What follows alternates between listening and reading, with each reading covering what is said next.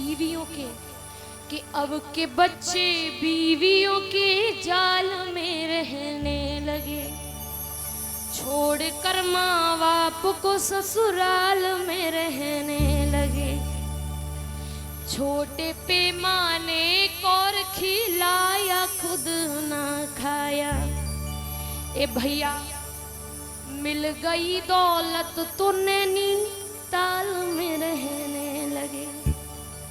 दौलत जैसे ही हाथ में आए, माँ बाप को छोड़ करके लोग परदेश में ही बस जाते हैं कि अब गांव वाँव नहीं जाएंगे, यहीं अपनी फैमिली पालेंगे, यहीं पर फैमिली बनाएंगे। अब माँ बाप के पास क्या काम है।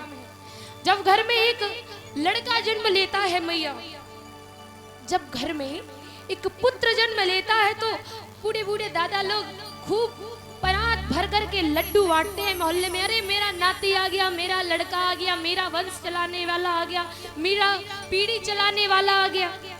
इस प्रकार के वचन बोल करके पूरे मोहल्ले को लड्डू खिलाते हैं कि बूढ़ा समझ रहा था मुकद्दर सवर गया, लेकिन वही बेटा जवान हुआ तो बेटा हुआ जवान तो घर से निकल गया। अब किसे लड्डू खिलाओगे? अरे इसके जन्म पर आपने खूब लड्डू बांटे और जैसे ही इसे जवानी मिली और पैसे का घमंड आया, तुम्हारे बुढ़ापे को लात मार करके चला गया। यशोदा मैया के 80 वर्ष तक कन्हैया नहीं हुआ था और कन्हैया हुआ तो पूरा गोकुल प्रसन्न हो गया कि मैया यशोदा के यहाँ पर 80 वर्ष बाद एक लाला ने जन्म लिया। बहुत बड़ी बात है कि बुढ़ापे में एक लाला आयो है। लाला आना एक बहुत बड़ी बात होती है। पूरे गोकुल में प्रसन्नता छा गई थी। लेकिन मैया जब आज के लाला जन्म लेते हैं तो प्रसन्न तो सब होते हैं, लेकिन जब वो बालक जवानी प्राप्त करते हैं तो बुढ़ापे को लात मार करके चले जाते हैं। आपकी मेहनत पर, इस मेहनत से, इस मजदूरी से आपने उस बालक को पाला है, पढ़ाया है, उस पर थूक के चले जाते कि मुझे माँ बाप की क्या जरूरत है, मुझे तो नई फैमिली मिल रही है। ये समय है तो मेरा कन्हैया कभी ये नहीं कहता है कि अपने माँ बाप को छोड़ो। कन्हैया ने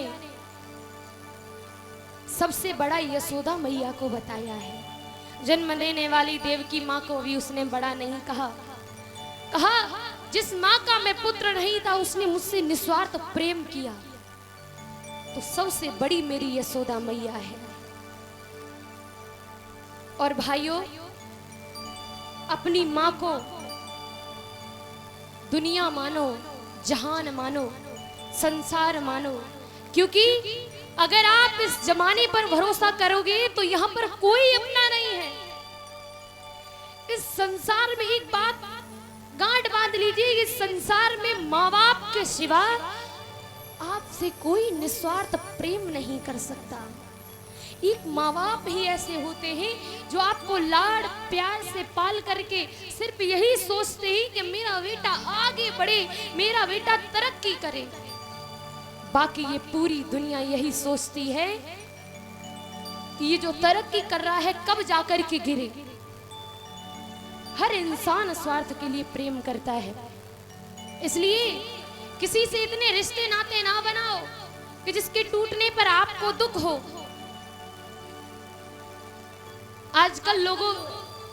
आजकल भैया लोग फ्रेंड ज्यादा बनाते हैं, मित्र ज्यादा बनाते हैं, लेकिन जिस मित्र को वो ज्यादा मानते हैं वो ही मित्र खंजर भोंकता है। जिस मित्र को आप ज्यादा मानोगे भैया, अक्सर वही मित्र आपको काटेगा। ये बात हमेशा याद रखना।